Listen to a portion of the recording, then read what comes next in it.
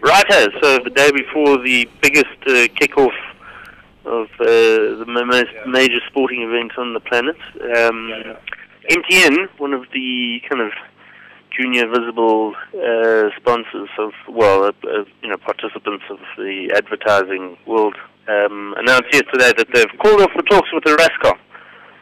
Obviously, not having access to that Algerian Jazzy asset, which was obviously the crown jewel of the Rascom Telecom stable, kind of made them withdraw. And that was largely due to the Algerian government not being so keen to sell it to an outsider. Although, I mean, we would hardly be considered an outsider, even though we are African. I guess being at the other end of the continent doesn't quite make us North African. So that, I guess, is a little bit disappointing. Interesting, I see on the wires and on the news is that there's quite big pushback again, and this time it was quite strange to see a protest in Perth of people protesting against the Australian mining tax and basically telling Kevin Rudd's government to get stuffed, which is interesting because almost kind of has blown up in his face. I'm not quite sure what to think of it all, other than it's like it's crazy. And what we have seen is that kind of where they were wanting to gain momentum because they were losing, and that's being Rudd's Labour government, that kind of slipping a few gears now and going backwards.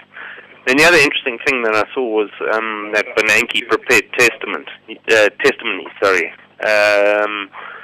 Although sometimes what he does say is quite biblical, but it was like kind of pointing out the obvious issues in Europe, and if the US doesn't do anything about it. I mean, I'll read you a nice passing shot here. It says, achieving long-term fiscal sustainability will be difficult, but unless we as a nation make a strong commitment to fiscal responsibility in the long run, we will have neither financial stability nor healthy economic growth. And I guess that kind of is a message that he's kind of delivering, is that we need to do something now. So, very interesting. And then perhaps the last thing is BP plunging, plus also the other operators of Deepwater Horizon. That's the oil well that's still leaking a whole lot into the Gulf. It's where Barack Obama has probably drawn the line now and said that if he had any say in it, he would have fired the board a long time ago. So he really is kind of starting to crack the whip now, and